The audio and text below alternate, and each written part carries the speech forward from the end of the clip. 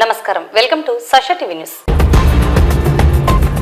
రాష్ట్ర ప్రభుత్వం AP model school నందు 6వ తరగతిలో అడ్మిషన్లను పొందేందుకు అర్హత పరీక్షలకు హాజరు కానున్న విద్యార్థులకు మార్చి నెల 31వ తేదీ దరఖాస్తుల స్వీకరణకు ఆఖరి గడువుగా ప్రకటించడం జరిగిందని నంద్యాల జిల్లా విద్యాశాఖ అధికారి జనార్దన్ రెడ్డి పేర్కొన్నారు.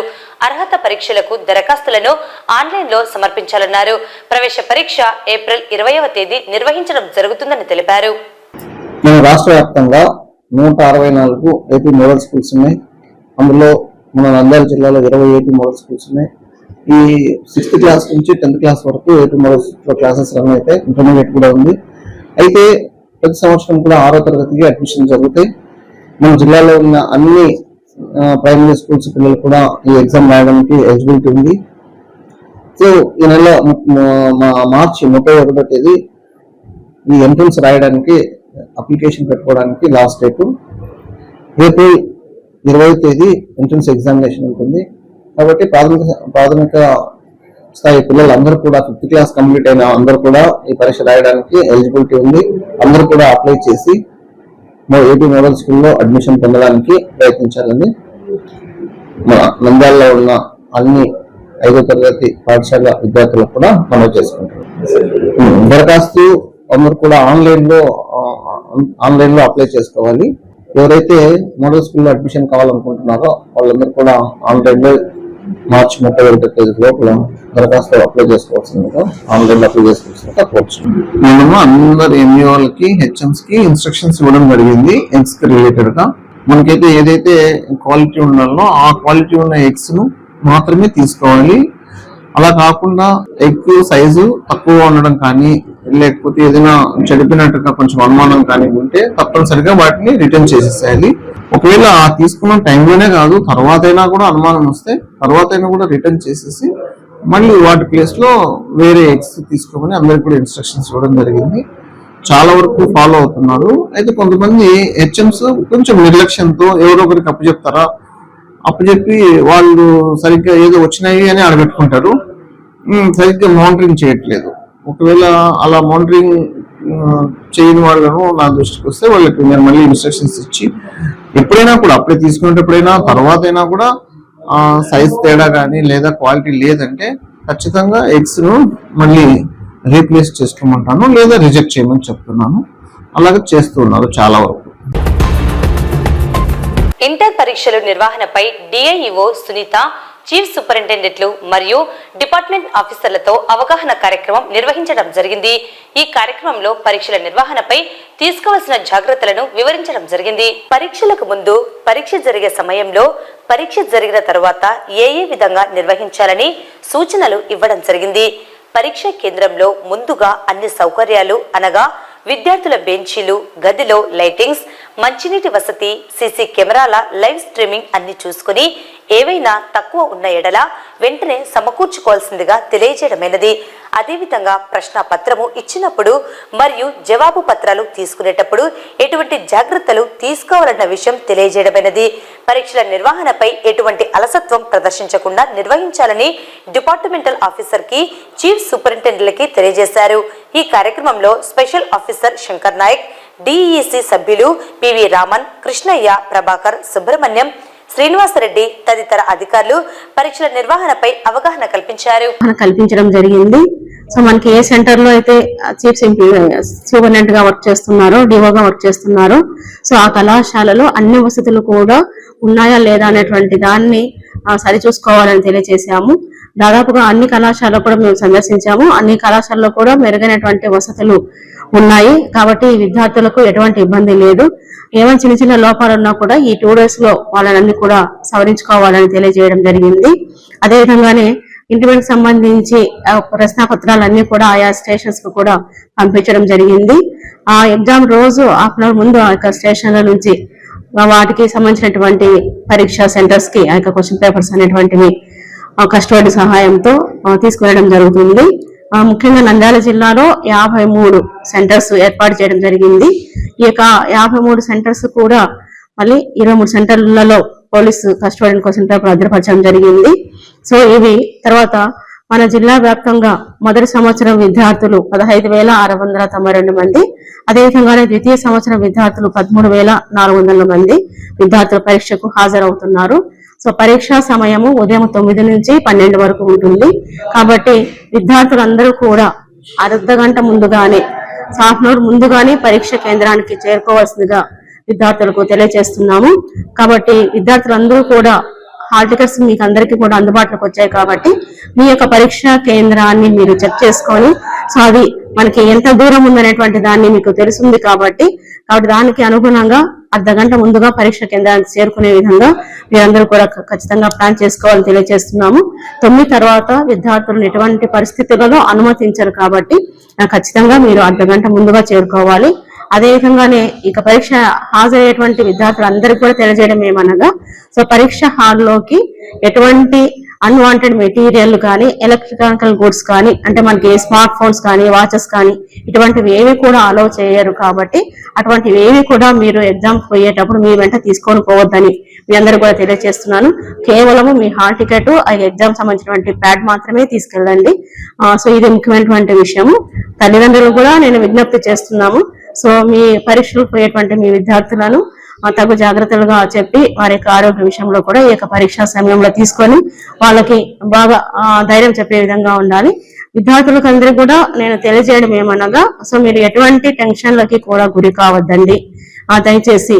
సో టెన్షన్ పడి మీకు మన ఎగ్జామ్స్ అనేటువంటివి మీరందరూ కూడా ప్రిపేర్ అయ్యారు. కాబట్టి మీరు ఎటువంటి ఇబ్బందులు కూడా రాయగలుగుతారు. కాబట్టి వాటి గురించి టెన్షన్ వద్దు. అదేవిధంగానే మీరు మార్నింగ్ వెళ్ళేటప్పుడు కూడా ఖచ్చితంగా మీరు బ్రేక్ఫాస్ట్ చేసి వెళ్ళమని మీ అందరూ కూడా సూచిస్తున్నాను. కాబట్టి ఇది కంపల్సరీ.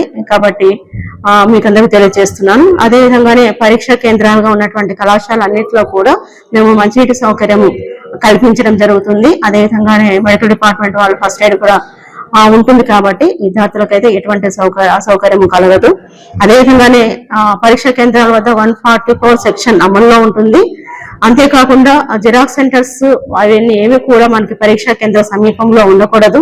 అదేవిధంగానే పరీక్ష జరిగేటువంటి సమయంలో ముందు కానీ తర్వాత కానీ మీడియా వాళ్ళకు ఎటువంటి అనుమతి లేదు. సో కాబట్టి దయచేసి మీడియా మిత్రులందరూ కూడా తెలియజేస్తున్నాను, పరీక్ష జరిగేటువంటి సమయంలో పరీక్షా కేంద్రాల వద్దకు మీకు అనుమతి లేదు. కాబట్టి దయచేసి ఆ యొక్క కేంద్రాల వద్దకు మీరు వెళ్ళవద్దని మీకు అందరూ కూడా తెలియజేస్తున్నాము. ఇది పైనుంచి ఇన్స్ట్రక్షన్స్ కాబట్టి సో ఈ విషయాలన్నీ కూడా గమనించండి.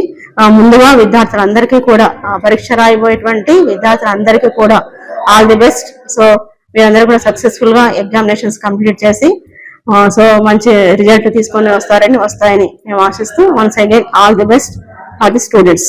మరి ఈ నెల 3వ తారీఖు నాడు జిల్లా కలెక్టర్ గారి అధ్యక్షతన మనం డిస్ట్రిక్ట్ కోఆర్డినేషన్ మీటింగ్ లో ఈ ఇంటర్మీడియట్ పబ్లిక్ పరీక్షలకు సంబంధించినటువంటి ఏ డిపార్ట్మెంట్లతో ఎలాంటి అవసరాలు ఉన్నాయో ఆ అవసరాలన్నింటినీ కూడా అధిగమించడానికి జిల్లా కలెక్టర్ గారి యొక్క అధ్యక్షతన 3వ తారీఖు నాడు సమావేశం ఏర్పాటు చేసి మరి ప్రాక్టికల్ మరియు థియరీ ఎగ్జామ్లకు సంబంధించినటువంటి గైడ్లైన్స్ అన్నీ కూడా మరి అన్ని జిల్లా అధికారులకు మాకు దాదాపుగా 11 లైన్ డిపార్ట్మెంట్స్ ఉన్నాయి. వారందరికీ కూడా మరి ఇంటర్మీడియట్ పరీక్షలు సజావుగా జరగడానికి ఆ 11 డిపార్ట్మెంట్లకు సహాయ సహకారాలు అందించాలని చెప్పేసి కోరడం జరిగింది. అందుకు మరి కలెక్టర్ గారు అలాగే ఎస్పీ సార్ గారు మనకు పూర్తి సహాయ సహకారాలు అందిస్తున్నారు. మరి మేడం గారు అన్నట్టు మరి నిన్న ఈరోజు మరి జిల్లా కేంద్రం నుండి స్టోరేజ్ పాయింట్లు అయినటువంటి 23 పోలీస్ స్టేషన్లకు క్వశ్చన్ పేపరు 3 సెట్ల క్వశ్చన్ పేపర్లు కూడా అందించడం జరిగింది. మరి పరీక్షలకు సంబంధించినటువంటి అన్ని ఏర్పాట్లను కూడా మరి దాదాపుగా పూర్తి చేసుకుని ఉన్నాము.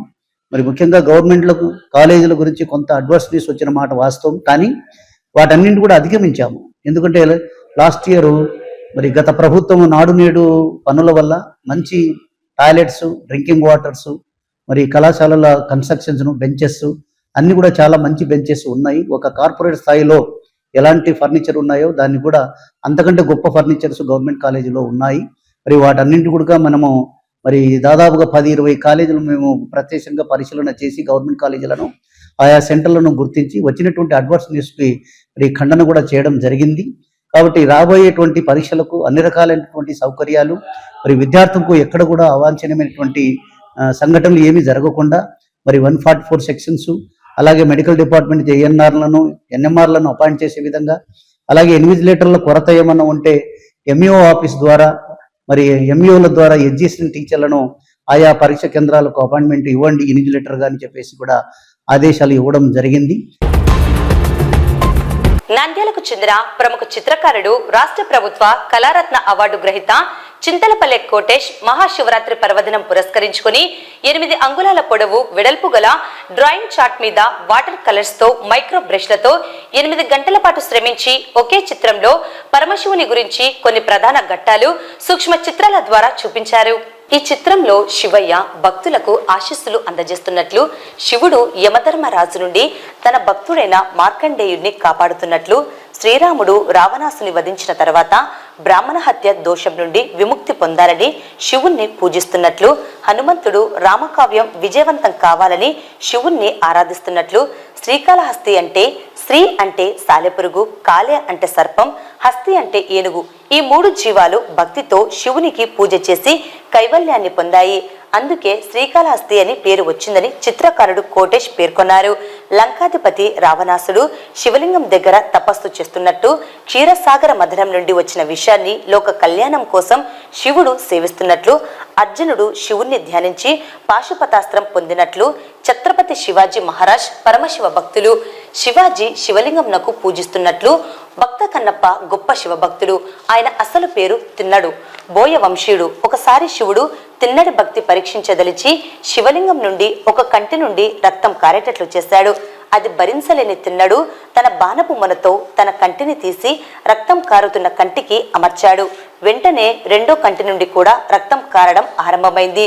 తన కాలి బొటన వేలు గుర్తుగా ఉంచి తన రెండో కంటిని కూడా ఆ విగ్రహానికి అమర్చాడు. తిన్నడి భక్తికి పరవశించి శివుడు ముక్తిని ప్రసాదించాడు. శివునికి కన్నులు అప్పగించిన తిన్నడికి కన్నప్ప అని పేరు వచ్చింది. భగీరథుని భక్తికి మెచ్చి ఆయన కోరికపై గంగాదేవిని వదిలినట్లు, పార్వతీ పరమేశ్వరుల కుమారుడు కుమారస్వామి గణపతి స్వామి ఆది దంపతులకు పూజిస్తున్నట్లు, పరమ భక్తులైన అక్క మహాదేవి ఆది శంకరాచార్యులను కూడా ఈ చిత్రంలో చూపించారు. అలాగే యమధర్మరాజు నుండి భక్త మార్కండేయుడు శివుడు కాపాడుతున్నట్టు భక్త మార్కండేయుడు. శ్రీరాముడు రావణాసుని వదిలిన తర్వాత రావణాసుడు బ్రాహ్మణ హత్య దోషం నుండి విముక్తి పొందే కొరకు శివుని ప్రార్థిస్తున్నట్లు, అలాగే హనుమంతుడు రామకార్యం విజయవంతం కావాలని శివుని ఆరాధిస్తున్నట్లు, అలాగే శ్రీకాళహస్తి, శ్రీ అంటే సాలెపురుగు, కాళ అంటే సర్పము, హస్తి అంటే ఏనుగు, ఈ 3 జీవాలు శివుని భక్తితో కలిసి కైవల్యాన్ని పొందాయి. అలాగే రావణాసుడు శివుని పూజిస్తున్నట్లు, అలాగే క్షీరసాగర మధురం నుండి లోక కళ్యాణం కొరకు వచ్చిన విషవాయువు ఆ విషాన్ని సేవిస్తున్నట్లు శివుడు. పాశుపతాస్త్రం కోసము శివుడి తపస్చేసి పాశుపతాస్త్రం అర్జునుడు పొందినట్లు, అలాగే ఛత్రపతి శివాజీ మహారాజు పరమశివ భక్తుడు శివుని కొలుస్తున్నట్లు. తర్వాత భక్త కన్నప్ప పేరు తిన్నడు పరమశివ భక్తుడు. ఒకసారి శివుడు తిన్నడి భక్తిని పరీక్షించదలిచి తన విగ్రహం నుండి అంటే లింగం నుండి ఒక కంటి నుంచి రక్తం కారేటట్లు చేస్తాడు. అది చూసి తిన్నడు తన బాణపు మొల తీసుకొని శివుడికి తన కన్ను అప్పగిస్తాడు. మన పక్క కన్ను నుంచి రక్తం కాపుతుంది. మళ్ళా ఆ కన్ను కూడా తన గుర్తుగా కాలి బుడ్డ మీద పెట్టుకుని రెండో కన్ను కూడా శివుడికి అప్పగిస్తాడు. 2 కన్ను శివునికి అప్పగిస్తాడు. కాబట్టి కన్నులు అప్పగించాడు కాబట్టి కన్నప్ప అని పేరు వచ్చింది, భక్త కన్నప్ప. అలాగే భగీరథుని కోరిక మేరకు గంగాదేవి పిలుస్తున్నట్టు, పార్వతీ పరమేశ్వరుడు కుమారుడైన కుమారస్వామి వినాయకుడు పూజిస్తున్నట్లు, అలా ఈ చిత్రంలో అక్క మహాదేవి ఆది శంకరాచార్యులు చూపించారు. ఎంతో మహానుభావుడు పరమ భక్తులను పరమశివుడు ఎప్పుడు అనుగ్రహిస్తుంటాడు. కాబట్టి శివుని ప్రతి ఒక్కరూ అనుగ్రహం పొందేవారి. అది త్రేతాయుగంలో కానీ, ద్వాపరయుగంలో కానీ, కలియుగంలో కానీ శివుని ఆరాధిస్తారు. దేశంలో శివుని ఆలయం లేని ఆలయం లేదు. అందుకే నేను ప్రతిసారి శివుని మహాశివరాత్రి రోజున ఆయన వినూత్నంగా బొమ్మలు వేస్తుంటాను. ఈసారి శివయ్య లీగంలోనే ఈ చిత్రం విషయాలు. ఈ చిత్రం బాగా ఆకట్టుకుంటుంది. ఈ అందరికీ ఆ పరమశివుడి అనుగ్రహం ఉండాలని మహాశివరాత్రి పర్వదిన శుభాకాంక్షలు తెలుపుతున్నాం అందరికీ భక్తులందరికీ.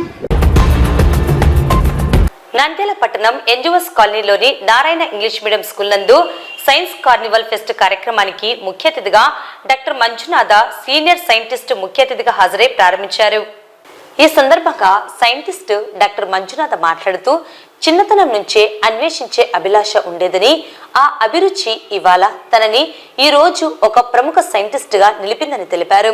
అలాగే చిన్నారుల మెదడుల్లో శోధించు సాధించు అనే తత్వాన్ని పెంపొందిస్తూ విజ్ఞానం ద్వారా శోధనలు చేస్తూ భవిష్యత్తును నిర్మించుకునేలా విద్యార్థులను ప్రోత్సహిస్తున్నారన్నారు. ఈ సైన్స్ ఫెస్ట్ లో విద్యార్థులు వివిధ విజ్ఞాన శాస్త్ర ప్రాజెక్టులను రూపొందించి వాటి ప్రాముఖ్యతను స్వయంగా వివరించడం ఎంతో అభినందనీయమన్నారు. ఇలాంటి కార్యక్రమాలు ప్రతి పాఠశాలలో నిర్వహించాలని పిలుపునిచ్చారు. శాస్త్ర విజ్ఞానం మాత్రమే భవిష్యత్తుకు మార్గనిర్దేశం చేయగలదు, కొత్త అవకాశాలను అందించగలదని తెలిపారు.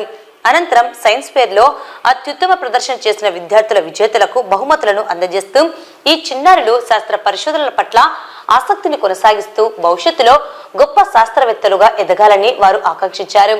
ఈ కార్యక్రమంలో Narayana English medium school director doctor Yagub, correspondent Isaq Vali, అపుస్మా జిల్లా అధ్యక్షులు బిజ్జం సుబ్బారెడ్డి, వివిధ పాఠశాలల కరెస్పాండెంట్లు పాల్గొన్నారు.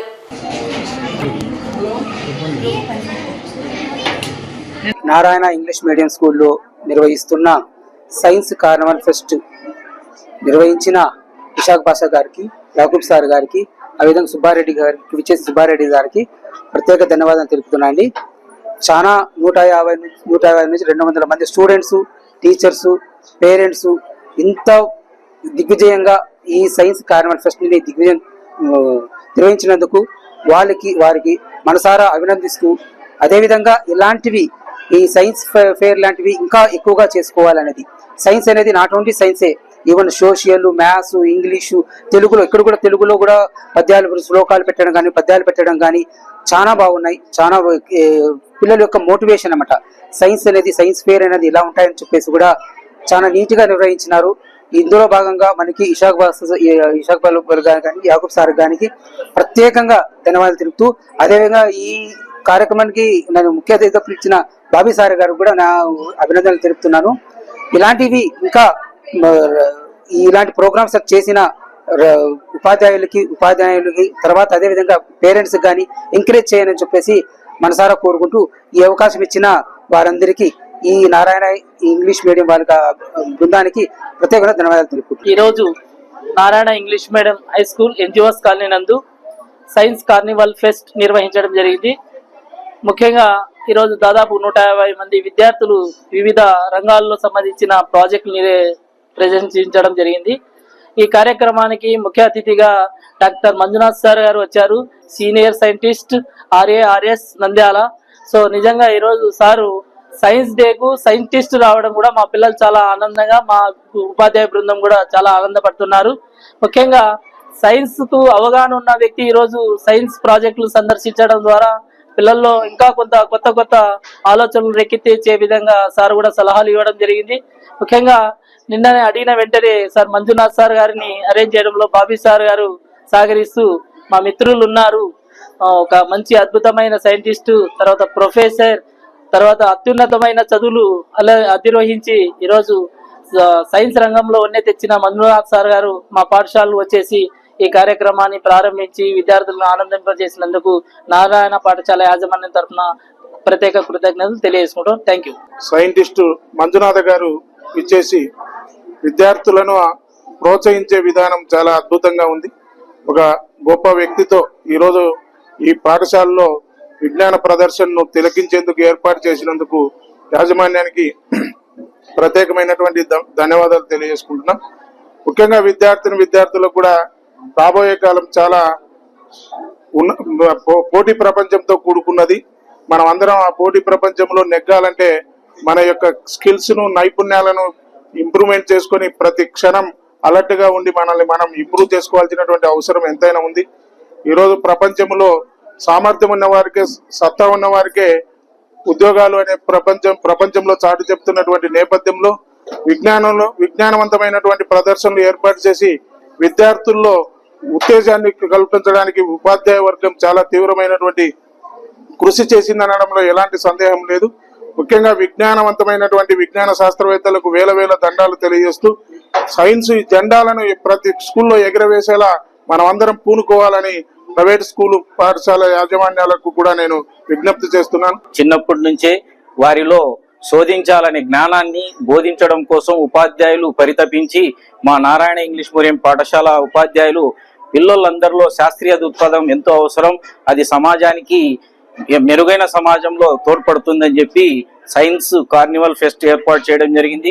మా ఈ సైన్స్ కార్నివల్ ఫెస్ట్ కి ముఖ్య అతిథులుగా డాక్టర్ మంజునాథ్ గారు హాజరు కావడం నిజంగా మా పిల్లలు, ఉపాధ్యాయుని, మా పాఠశాల మేమందరం వారికి సర్వతా కృతజ్ఞతలు తెలియజేసుకుంటూ, వారు సైన్స్ లో వారు అనేకమైనటువంటి ఇన్వెన్షన్లు నిర్వహించి వారు డాక్టరేట్ పొంది ఇవాళ కడపలో RARS లో వారి సేవలు అందిస్తూ, గతంలో మన నంద్యాల RARS లో కూడా వారు సేవలు అందించి సైన్స్ ప్రతినిధిగా అందరి మన్ననలు పొందిన వ్యక్తి ఈరోజు మా నారాయణ ఇంగ్లీష్ పాఠశాలకు రావడం చాలా ఆనందదాయకం. వారికి కృతజ్ఞతలు తెలియజేసుకుంటూ, మరియు మా నారాయణ పాఠశాల ఉపాధ్యాయ బృందానికి కూడా నమస్సుమాంజలు తెలియజేసుకుంటూ, ఇక్కడ ఆశీనమైనటువంటి ప్రైవేట్ పాఠశాలల ఉపాధ్యాయ బృందానికి, మా మిత్ర బృందానికి అందరికీ సైన్స్ డే శుభాకాంక్షలు తెలియజేసుకుంటూ ధన్యవాదాలు. గత 10 సంవత్సరాల నుండి రాయలసీమ ప్రాంతం వెనుకబడిన ప్రాంతంగా ఉందని, ఈ ప్రాంతంలో సాగునీటి ప్రాజెక్టులను ప్రభుత్వాలు పట్టించుకోలేదని, కరువు ప్రాంతంలోని అనేక ప్రాజెక్టులను పూర్తి చేసి పంటల సాగుకు నీటిని ఇవ్వాలని, అందుకు అనుగుణంగా బడ్జెట్లో నిధులను కేటాయించాలని, ప్రధానంగా కృష్ణా యాజమాన్య బోర్డు కార్యాలయాన్ని కర్నూలులో ఏర్పాటు చేయాలని డిమాండ్ చేస్తూ నంద్యాల పట్టణంలో రాయలసీమ సాగునీటి సమితి అధ్యక్షుడు బొజ్జ దశరథ రామిరెడ్డి ఆధ్వర్యంలో వామపక్ష ప్రజా సంఘ పార్టీలు, రైతు సంఘాల నాయకులు, రైతులు పెద్ద ఎత్తున ర్యాలీ నిర్వహించడం జరిగింది. అనంతరం రాయలసీమ సాగునీటి సాధన సమితి అధ్యక్షుడు, పలువురు నాయకులు ర్యాలీని ఉద్దేశించి మాట్లాడారు. మహానందిలో మహాశివరాత్రి బ్రహ్మోత్సవాలు అత్యంత వైభవంగా ప్రారంభమయ్యాయి. ఆలయంలో వేద పండితులు గణపతి పూజ, పుణ్య హవాచనం, త్రిశూల చండీశ్వరార్చన, దీక్ష కంకరణ ధారలను నిర్వహించారు. మధ్యాహ్నం అంకురార్పణ, కలశ స్థాపన, అఖండ దీప ప్రతిష్ఠ నిర్వహించారు. సాంప్రదాయం ప్రకారం సకల దేవతలను ఆహ్వానించేందుకు ఆలయం ప్రాంగణంలోని ధ్వజస్తంభానికి వేదోక్తంగా సోమవారం రాత్రి ధ్వజారోహణం చేశారు. ఈ కార్యక్రమంలో ఈవో నల్లకాల్వ శ్రీనివాసరెడ్డి తదితరులు పాల్గొన్నారు. రాత్రి మయూర వాహనంపై మహానందీశ్వరుణ్ణి ఊరేగించారు. బ్రహ్మోత్సవాల సందర్భంగా ఆలయాన్ని విద్యుత్ దీపాలతో అలంకరించారు.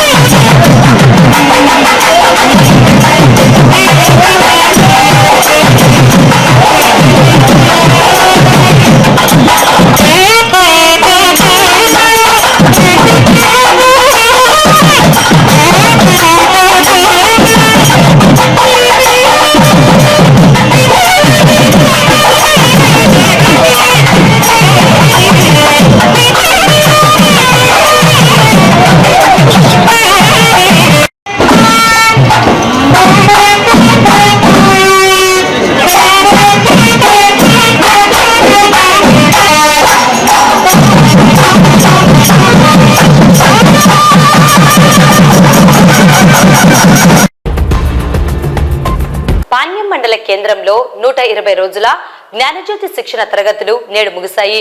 చివరి రోజు మండల ఎంఈఓ కోటయ్య, కోర్స్ డైరెక్టర్ గా ఐసిడిఎస్ సూపర్వైజర్ నాగసుంకమ్మ, ఆర్పీలుగా Sujatha, Madhu, Venkateswarlu fundamental literacy and numeracy programme లో భాగంగా 2 సెషన్లుగా ఈ కార్యక్రమం నిర్వహించడం జరిగింది.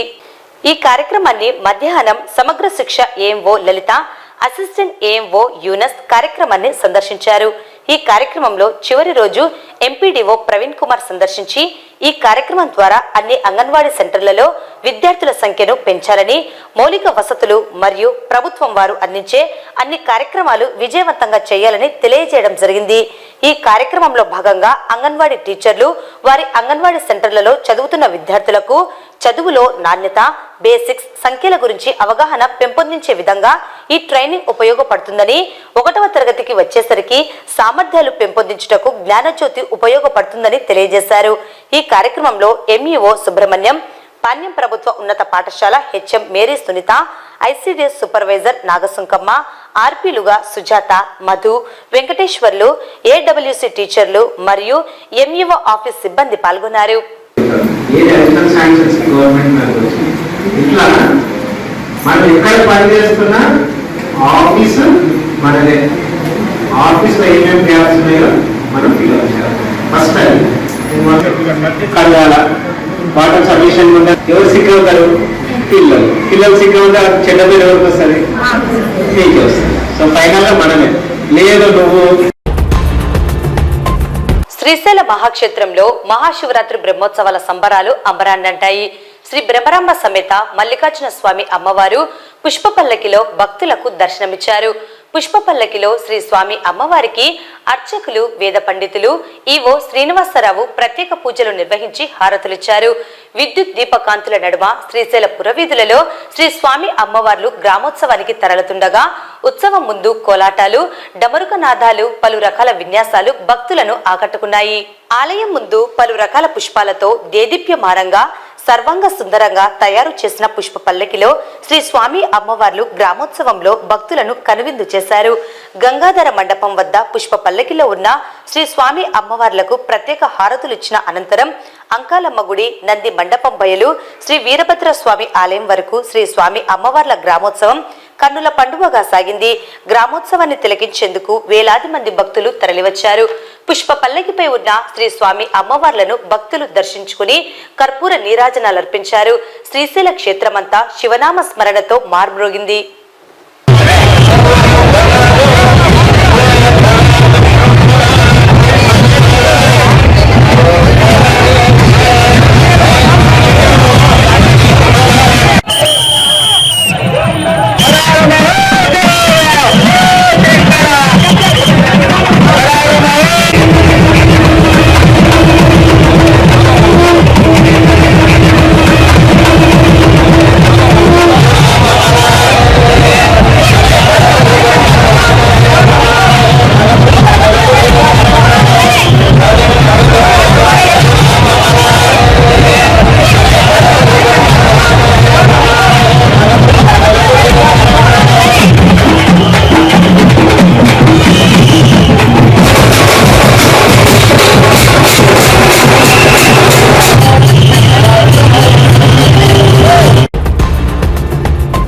ఈ వార్తలు ఇంతటితో సమాప్తం. నమస్కారం.